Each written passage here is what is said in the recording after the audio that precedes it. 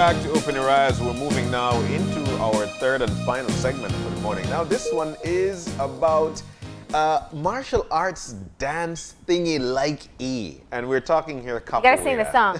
Sing the song. I don't know the song. I don't know the Pananawi song. Pananawi.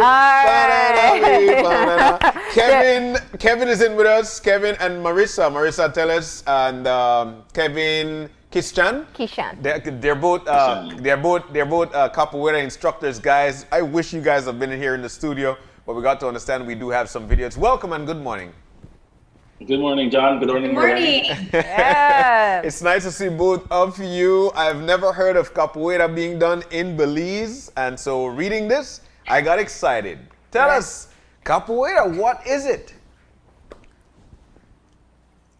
Kevin, do you want me to describe it or you? Yeah, you know what, Marissa, you go ahead. Go ahead, Marissa. Okay, so capoeira, it is a Afro-Brazilian martial art. It's actually based on a martial art from West Africa known as Batuque.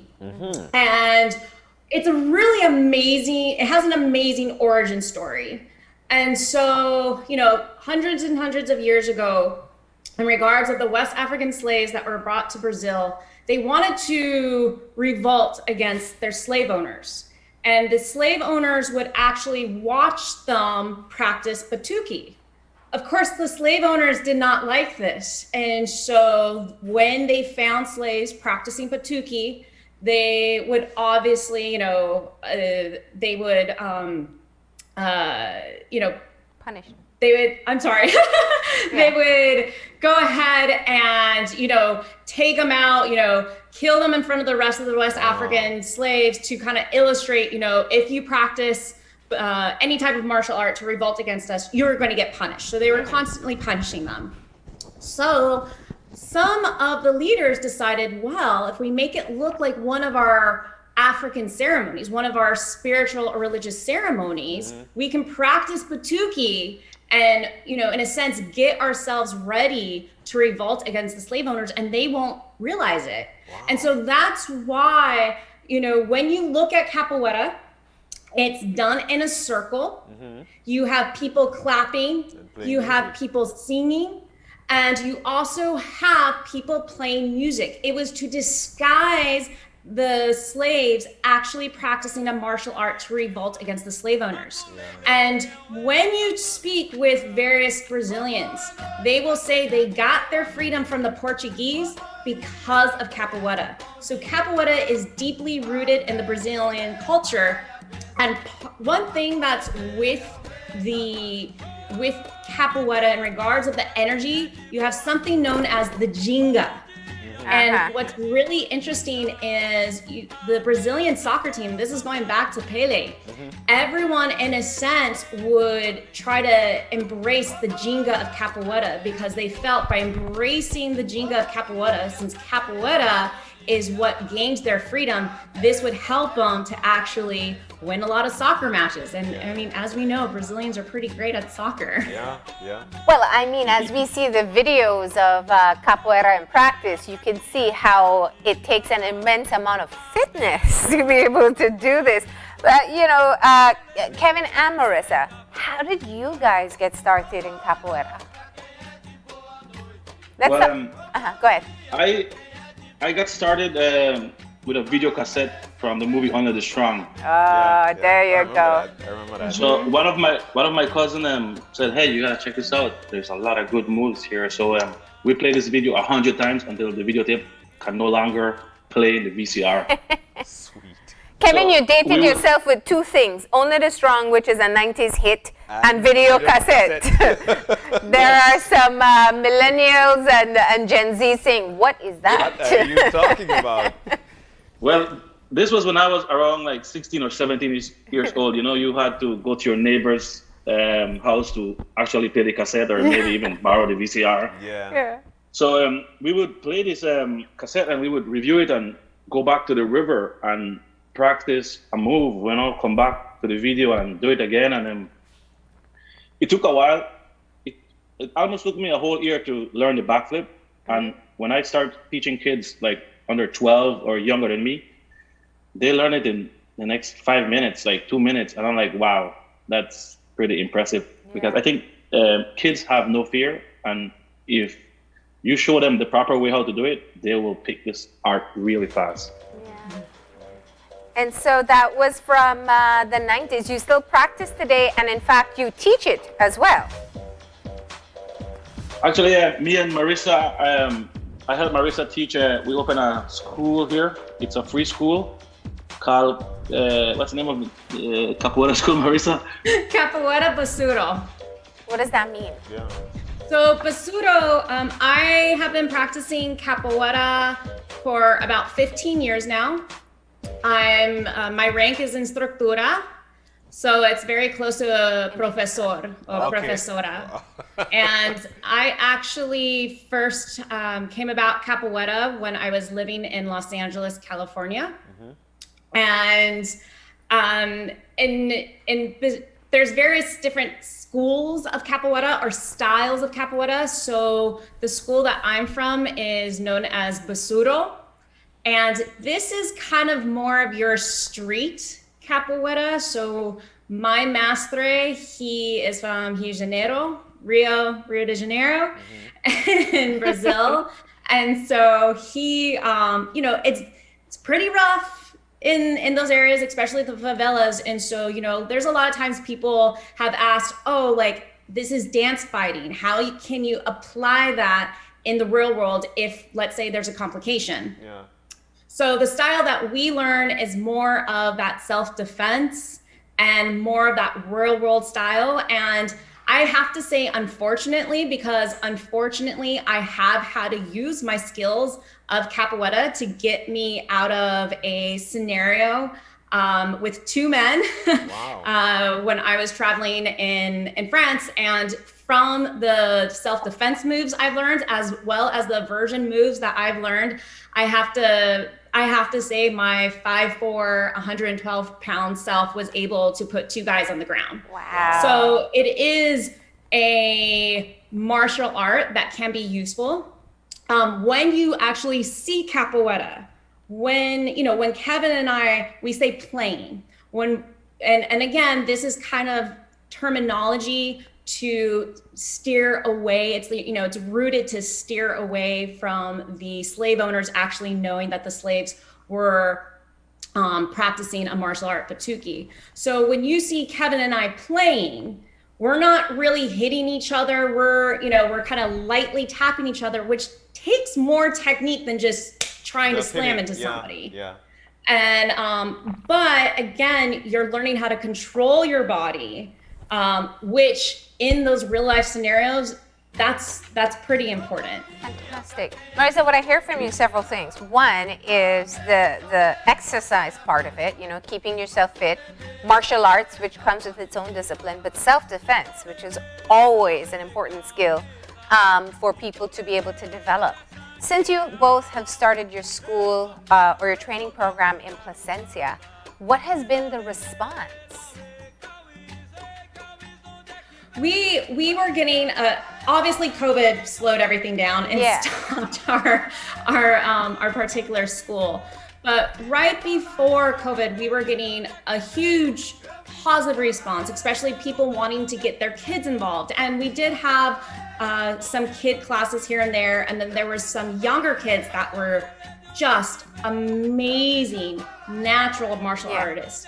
And so they would come to the kids class. But people were excited that there was an extracurricular activity in the small town of Placencia. But there were a lot of women and obviously parents of young children that were excited to get, especially their daughters, involved, given the learning of self-defense, but just self-confidence as well. And as you had mentioned as well, just that particular fitness. Yeah. And one thing that always drew me towards capoeira, I have a background in dancing, and my dad always wanted me to get into martial arts for self-defense, but I just could never get into other types of martial arts. But with capoeira, not only are you learning martial arts, and it is high cardio because you're constantly moving, but with that, you gain confidence in using your voice because you have to sing. Yeah. You learn how to play musical instruments, and you also learn another language, Portuguese. Yeah. Nice. So do you sing while you're doing the moves? Sometimes. Yeah. But then if Kevin and I are playing a lot, we're like, Well, don't worry, you have John. John was already singing for you, right? But Kevin, you know, when you think of how has capoeira impacted you? You fell in love with it in the movie, like most of us did. The difference between people like you and I is I watch it, I'm like, man, that looks great, but I probably could never do it. Yeah. And you found a way to teach yourself, and now you're still practicing all these years later. Why did it become such an integral part of who you are and what you promote? Well, I think to me, capoeira has helped me a lot in my life. Again, it's a martial art. Before capoeira, I used to study jiu-jitsu, which is another type of Martial art. Brazilian martial art. Yeah. When I heard capoeira and the music, I fell in love with the dance. I wasn't a dancer then, but I became one. Oh. And you know, it included drums, it included instrument, it included the beautiful romantic Portuguese language, which is the closest language to Spanish, and I am a Spanish speaker, so I go like, wow, I understand a few words, but I don't know what they're saying, but it sounds really cool. And of course, all the acrobatic movements, and you know, you learn a lot of stuff. It embodies everything. I would say it's like a soul self-defense or game or whatever you want to call it. It's such an amazing art. Yeah. Whenever the music hits you, you will never go back the same. Wow. It's just like punta. Yeah. You know, You don't know. That's true. When you listen to punta and you're sitting down by yourself, your body will move. Something. And That that's the is same so energy true. that comes from capoeira. Yeah. That is so.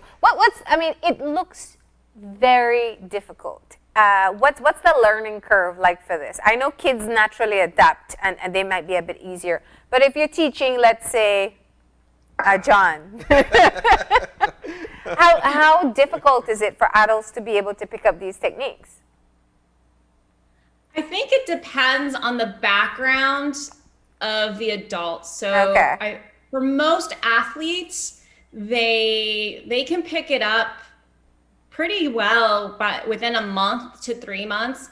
Those that have never really been into sports, or let's say have not been very active for the majority of their life, it can take about 6 months. But once you hit that curve, because everyone always feels a little awkward. Yeah. We all felt awkward when we first started. And so, you know, and that's one thing I really try to create, and Kevin really tries to create, is this environment of being very positive and being very supportive, because there are some people that are like, I just look ridiculous, I'm gonna stop. And it's like, no, but you're doing great.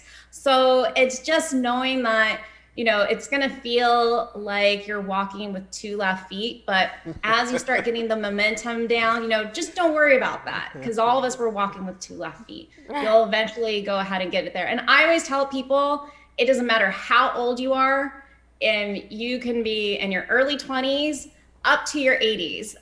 Back in LA, right before I moved here several years ago, actually, one of the students that came to the class when I was teaching over there was one of Bruce Lee's old mentors. He was in his 80s, and he was coming to my capoeira classes.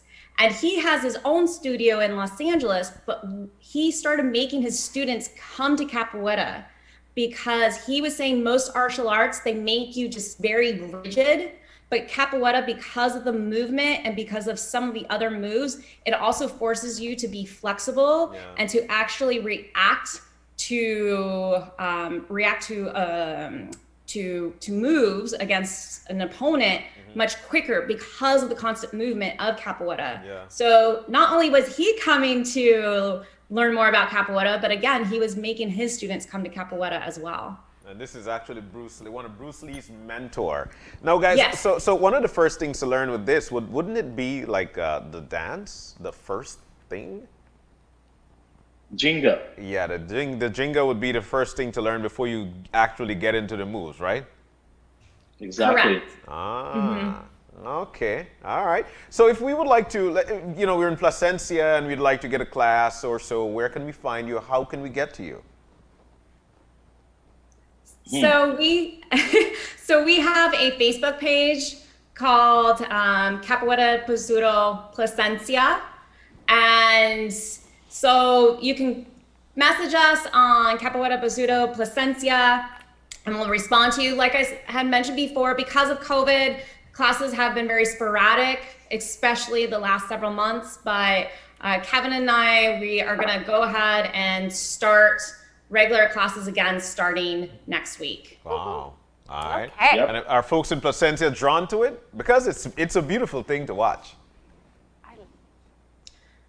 There have been a lot of people drawn to it, as well as a lot of youth from Standby as well. They love the drumming part because it is very similar to some of the drumming that from the Garifuna culture. And so there's actually been a couple of musicians that have offered to play live drums during our capoeira classes, and so that's something that I really want to look into moving forward in the next couple of weeks as we get back into the regular classes. Nice. And finally, from you guys, where do you want to take this in this country?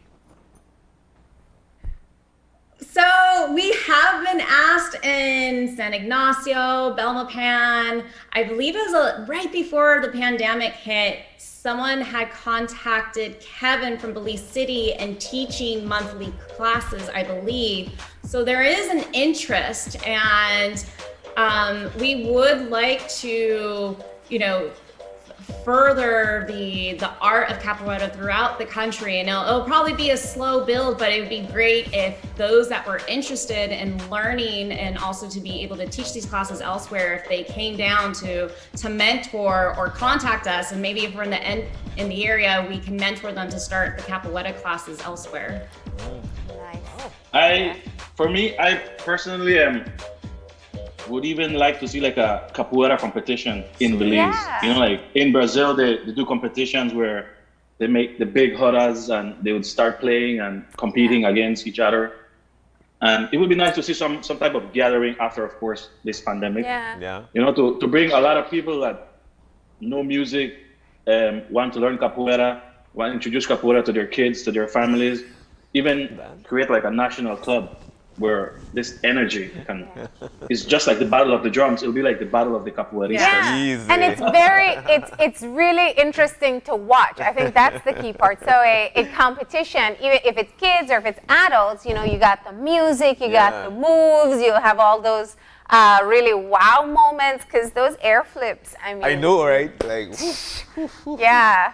So, and Marissa, I must confess, I've mostly seen men do it. So I'm really interested to see women and young girls do it as well.